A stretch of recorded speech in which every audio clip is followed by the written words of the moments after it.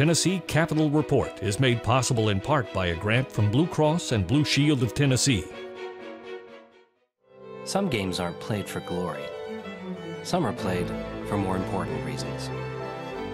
That's why we partner with schools to re-energize physical education with Shape the State.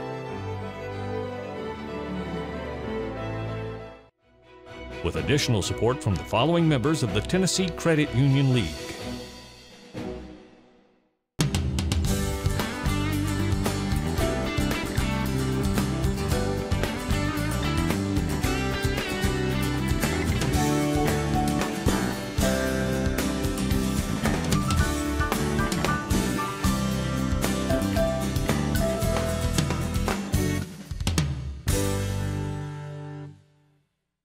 Representative Hill, you're recognized. Thank you, Madam Speaker, and thank you to the majority of this body for standing with these little babies. I would renew my motion. Representative Hill renews his motion. Discussion on the amendment. Leader McCormick, you're recognized. Thank you, Madam Speaker. Will the sponsor of the amendment yield? Of course. Did you present this in any of the committees in Finance Committee? No, sir, I did not. These poor little babies, you just thought of them this morning? No, sir. And I do not appreciate the insulting tone. Well, I don't appreciate being used like this in a budget. Welcome to Tennessee Capital Report. I'm your host, Chip Hoback. The 2017 session of the 110th General Assembly has come to a close, but not before there were fireworks in the Tennessee House as tempers flared over last-minute amendments offered to the state budget. The amendments were withdrawn and a budget was passed. So we'll take a look at the final numbers in today's show. Also on the program, we'll review some of the key bills that passed in this session, including the IMPROVE Act with Senate Leader Mark Norris, and the Broadband Internet Initiative with Senator Mike Bell and Representative David Hawk. We'll also sample a few other bills sent to the governor for his signature, such as the state law that preempts decriminalization of marijuana possession with Senator Jack Johnson, and new restrictions on abortion procedures sponsored by Senator Joey Hensley. We'll also feature a story about the possibility of moving the tomb of President James K. Polk to his historic home in Columbia. It's all ahead on Tennessee Capital Report. But first, let's look at the state budget, which was passed just a few days ago. You know, like with any budget, there's a lot of really good stuff in it. You know, we're obviously, it's a separate budget, but the IMPROVE Act or the Tax Reduction Act of 2017 is going to have a huge impact on the state. We gave pay raises to teachers in this budget. We funded our retirement plan again, as we have done historically. Our budget is balanced. We made a lot of investment in infrastructure, meaning capital projects, both at the university level as well at the state level. We invested in safety with our Highway Patrol as well as with our Tennessee Bureau of Investigation. So, you know, overall, it's a well-rounded budget. It represents I think the priorities of the state, in that our number one budget item, again, was education, followed by health care, and then followed by safety. So those are all critical elements to the state's continued successful operations. Not to mention, you know, we made investments in economic and community development. We continue to work to attract new business, but more importantly, expand existing business in the state, because 80% of our economic growth comes from businesses that are already here. So it's important that we you know, continue to invest in all of our state's economies. To most businesses, yes. I mean, these are large companies that the franchise and excise tax reduction is important to, because they operate in multiple states. A smaller company would not benefit from it, but really, really large companies, McKee Foods in my Senate district, Volkswagen, Nissan, I mean, they have multiple businesses throughout the country, and in some instances throughout the world. And the old system of the franchise and excise tax just didn't encourage them to invest in the state of Tennessee. The new system, the single sales factor, will encourage them. They'll get rewarded for investing back in Tennessee. We've had companies, one, that didn't come to the state because of the old franchise tax, or two, did not expand in the state. McKee Foods in my district being a perfect example of that. They chose to go to Virginia for an expansion because the franchise tax was better for them there. Under this new system, they'll be encouraged and somewhat be rewarded for investing back in Tennessee. there's never enough going into the rainy day fund. But at the conclusion of this year, we will make another deposit in the rainy day fund, which will bring us to about $800 million, which is the most that we have ever had. Our goal is, and has been ever since I've been in the legislature, has been to get to $1 billion in our savings account. We're well on our way to meeting that. If we can avoid any economic slowdowns, then we should be able to reach it in the next couple of years, which would be a huge event for the state. It would also give us some security against economic turndowns throughout, which are going to happen. I mean, that's part of the economic cycle.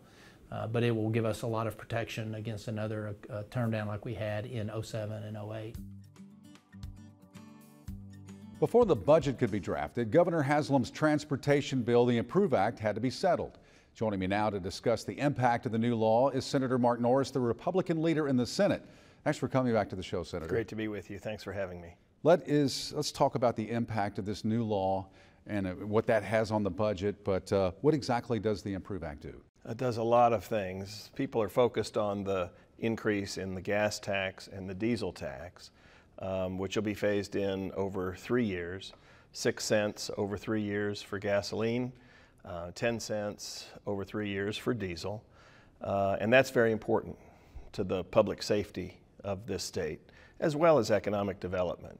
So it means hundreds of millions of dollars of new revenue for the state, about an equal amount now for cities and counties in addition, to get at the business of repairing our bridges and improving our roads.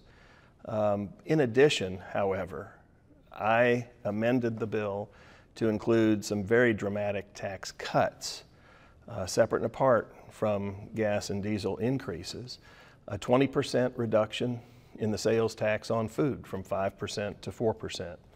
$113 million in franchise and excise tax cuts by changing the apportionment factor for manufacturing. And just last week alone, within days of Governor Haslam's signing the IMPROVE Act, 2 new major manufacturers have announced that they're coming to Tennessee, meaning upwards of 400 or 500 new jobs and tremendous capital investment, a new tire manufacturing facility in Ray County, and a new industrial manufacturing facility in Dyer County. So those are the 2 new announcements just within days of signing the act. So it's been very important for the state and will be for generations to come, really. Different versions in the House and Senate. How did you come to the conclusion of what was going to be presented to the governor? At the end of the day, the only difference between the two, and we'll take it up, we have taken it up by the time this airs in the Senate, was a $55 million amount that the administration hoped to use to jumpstart road projects and bridge projects in general. The House asked for us to put that $55 million instead in what's called the state aid road program, funding to counties. It's all the same to us because it's infrastructure. Roads and bridges will be improved more quickly with that $55 million. So we moved it over, agreed with the House, and on we go. That, of course, affected the budget because the amount of taxes you raise and lower affects the budget. You have to have a balanced budget. That's right. Talk a little bit about that process. Well, so all in, this will represent over $400 million in cuts to our annual revenue, $400 million annually in tax savings to Tennesseans. We have had a surplus the last 2 years, and rather than just kicking that can down the road and keeping the surplus and using that, I deemed it best to let Tennesseans keep their money in the first place. Let's reduce taxes so you don't have a surplus. And these reductions have enabled us really to take a hard look at the budget and to make some resourceful reallocation of revenues to say, all right, what are our real priorities? Safe roads and bridges are top priority in this budget and will be for several years to come. So we've reallocated our revenues to meet those needs and maximize our return on the taxpayers' investment by giving their money back, letting them keep it. Senator Mark Norris, thanks for being with us on the show again. Good to be with you. Thank you.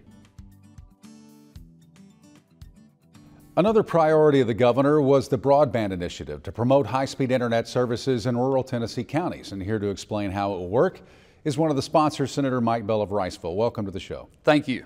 Appreciate you coming on with us. Now, how is this going to work? This bill is to provide incentive for other companies and co-ops to go out and provide internet access in the rural counties. That's right. We're spending $45 million over 3 years, and that $45 million is a combination of tax credits and also grants that would be given to not just the private big companies, the Charters, the Comcast, the AT&Ts, but also municipal electrics, municipal operators, and co-ops. Of course, the biggest part, in my mind, the biggest part of this bill is allowing the co-ops to get into the internet business or the broadband business, and using that same model that we used to electrify rural America almost 100 years ago, applying that model to internet and allowing the co-ops to run it to the people they serve. Now, at one point, there was a minimum that was at 25 megs up, 3 down. That's right. And that's been changed and amended at the end. What happened there? Right, it was amended to make it 10-1, even though the grants that are given are still going to be, the criteria that the grants are going to be given on is still going to be, it's still going to favor those companies that can offer the higher speed, the 25.3 speed. But in an area like where I live, which again, from the Tasser study, there's about 34% of the state doesn't have access to any kind of high-speed internet. And where I live, we would love to even have 10-1 service. I'd much rather have 25.3, but 10-1 service is a lot better than the little box that I have. I won't call the company, but the little box that I have, which is the only service I can get in my area and many other areas of rural Tennessee. That's all the service that they can get. And so the 10-1 was more of an effort to make sure we were able to bring some kind of service to the rural areas. Something we in the big cities take for granted every day that we use constantly. So absolutely. Thank you for joining us on the show, Senator Mike Bell. Thank you. Representative David Hawk joins us now, our guest, and one of the bills you sponsored was on the broadband initiative. And how does that affect you and your county and others across the state? Expansion of broadband in Tennessee is critically important.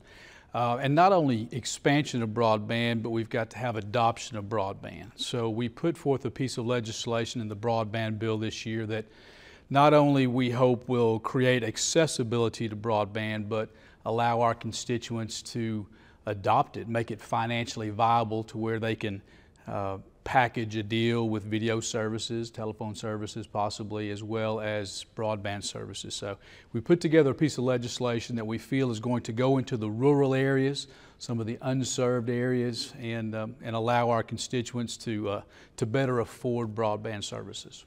On the new broadband law, how long is this going to take before people in the rural communities are actually going to see progress on this? Well, it's going to take a few years. Actually, we would like to see the beginning of some of the infrastructure in the next 12 months, meaning that our individual companies that have electric cooperatives will begin, their infrastructure begin running fiber, begin putting cables together to serve their constituents and our constituents in broadband in the more rural areas. Realistically, it's at least a year away, maybe even 2 years away. We've put forth 3 years worth of grants and funding toward these providers, the electric co-ops, the telephone companies, folks who are currently providing internet and broadband services. We've put forth a 3-year plan to try to get into the more rural areas. I'm saying at least 12 months before we get some fiber out to the counties and into the rural areas. Maybe 2 years before we get a viable product out there. But you've got to crawl before you walk, before you run. So we're making incremental gains. Representative David Hawk's been our guest on Tennessee Capitol Report. The 110th General Assembly passed a flurry of new laws in this session, and one issue that popped up was the preemption of the local ordinances where drugs and illegal substances are involved. And Senator Jack Johnson of Franklin joins us now. You sponsored this in the Senate. What made you bring this bill up? Well, first and foremost, the Attorney General of the state of Tennessee had already opined that it was illegal what the city of Nashville and the city of Memphis were doing. that a city, a local government, can't decide what state laws they're going to enforce and which ones they're not. You can't have a city or a county say, well, we're not going to recognize the crime that the state law says. We're going to create our own and our own penalty for a certain offense. So the Attorney General had already opined that it was illegal what the City of Nashville and City of Memphis had done.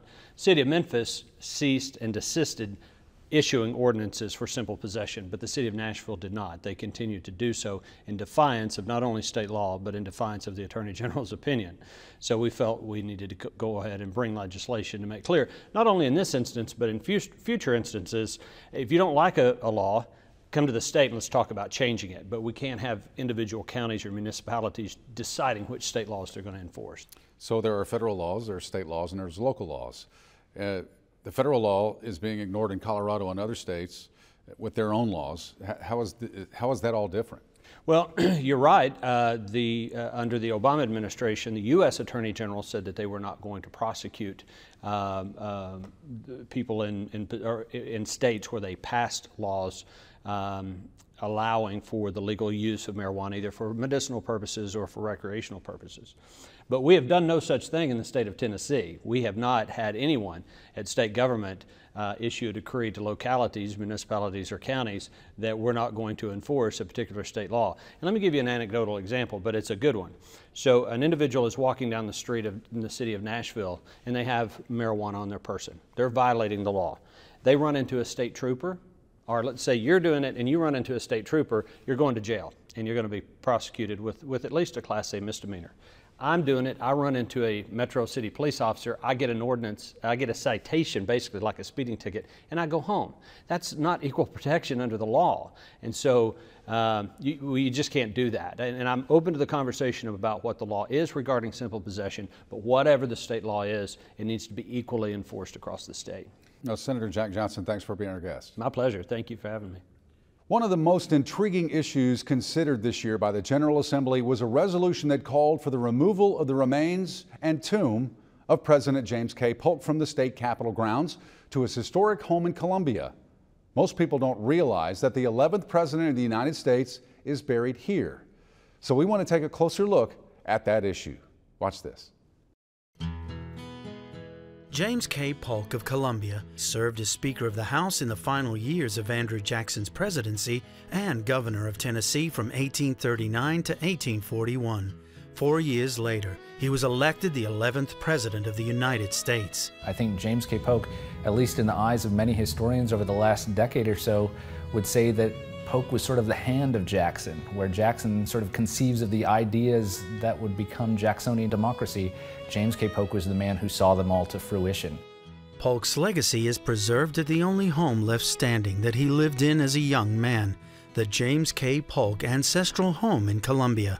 But the tomb of this great Tennessean and his wife Sarah is largely forgotten.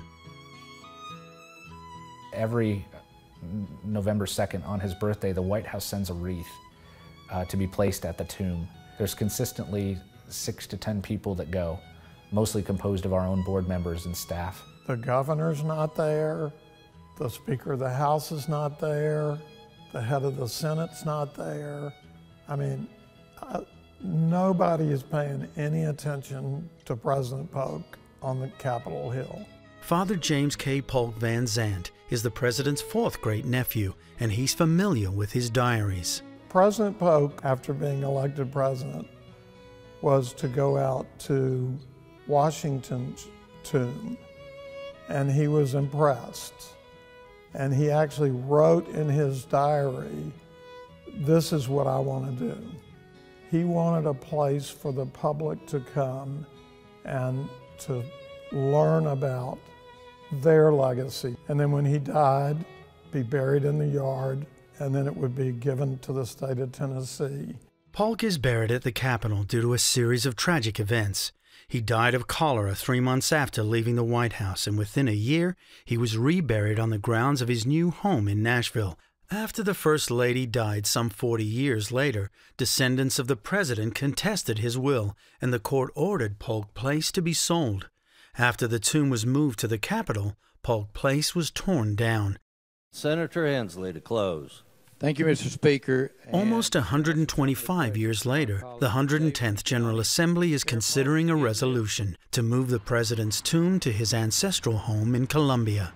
He needs to be in a place where when people come to visit his boyhood home, the tomb is there, they can learn about James K. Polk and his wife Sarah, and see artifacts from his growing up and from when he was president. They're all housed there in the James K. Polk home in Columbia. This is one of the most ignored presidential tombs in the nation. It is not on our Capitol tour. There is very little information about him at the tomb, but the fact of the matter is I think there's a lot more context for his history there at the Polk home in Columbia than right here on the side of the Capitol where it's barely ever seen. The proposal by the James K. Polk Memorial Association also needs the approval of Chancery Court and several state agencies, including the appointed body of the Tennessee Historical Commission, whose agency has serious reservations, according to Executive Director Patrick McIntyre. The move wouldn't be appropriate from a historic preservation perspective because it would create a false sense of history at the new site.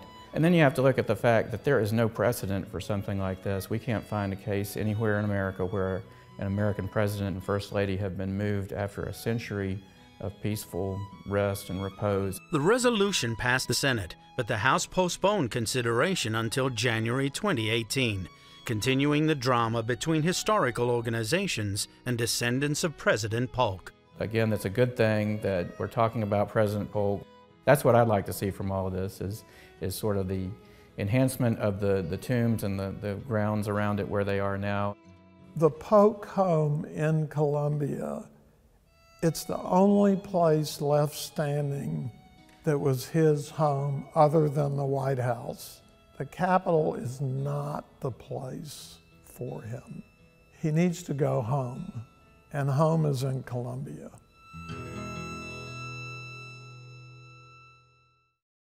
Joining me now is Senator Joey Hensley of Hohenwald, whose district includes Columbia. Welcome to Tennessee Capitol Report. Thank you. Glad to be here. As we just saw, the James K. Polk is buried right outside of Yes. this building in the Capitol, and it's been talked about moving to Columbia. Where does that stand right now? We had hoped to get the resolution passed during this session, but we'll just have to wait a few months until January and get it passed in the House, and I expect it should pass pretty quickly when the next session starts. Now, you sponsored a bill, abortion always a very controversial issue, of course, and you sponsored a bill that changes Tennessee's abortion laws. What was your goal with this legislation? The goal was to set up a timeline so that we can protect babies when they get to the stage where they may be viable or they may be able to live outside of the womb. That's commonly and medically agreed that that's 24 weeks gestation. We already had a law on the books that determined that abortion was illegal if the infant was viable, but there was no definition of what was viable, how many weeks gestation that was. So this bill just set that at 20 weeks, and after 20 weeks, between 20 and 24 weeks, a doctor would have to determine whether that baby was viable or not. If the doctor determined it's not viable, he or she could go ahead with an abortion. If the infant was viable, then every attempt would need to be made to save the baby if the abortion was done. It could still be done for the life of the mother or for certain health problems with the mother. So that was my next question, is how does this compare to other states across the country on where we stand on this issue? 20 other states have this 20-week viability standard, after which abortions are illegal. And most abortions, 99+% of abortions, are done much earlier than 20 weeks. Most before 12 weeks, certainly before 15, 16 weeks. Most abortions are done. Before that, we had heard arguments about different reasons someone might need an abortion. There are exceptions in this bill if that should happen. But most abortions are already done many weeks before the 20-week period. We just want to protect those few infants that might be able to live on their own. As a doctor, you have a unique perspective on this issue, so tell us, what was your motivation behind this bill? I've been a family practice physician for 30 years. I delivered babies earlier on in my career. I don't do it anymore, but I certainly take care of people from infancy to adulthood to elderly people. And I'm just, I believe that we should save lives when we can. And babies, too many babies don't have a chance at life. I've been pro-life my whole life. I've sponsored other legislation in the past trying to protect the unborn when they can't protect themselves. That was my only goal in sponsoring this legislation. Senator Joey Hensley, thank you for joining us on Tennessee Capitol Report. Thank you. Glad to be here. Well, that's only a sampling of the bills that passed in the 2017 session of the 110th General Assembly. So we want to encourage you to visit the state legislature's award-winning website to browse the bills that are of the greatest interest to you. Thank you for joining us here on Tennessee Public Television, and we hope to see you again next year for the continuation of the 110th General Assembly in 2018. For Tennessee Capitol Report, I'm Chip Hoback.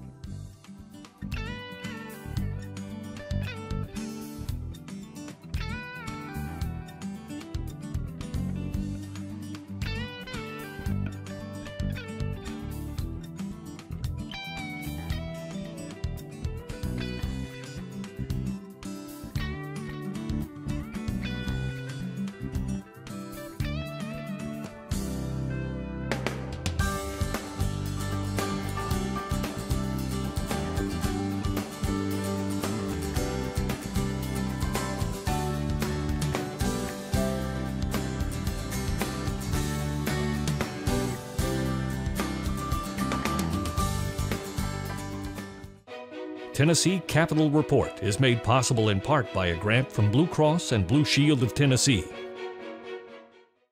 Some games aren't played for glory. Some are played for more important reasons. That's why we partner with schools to re-energize physical education with Shape the State.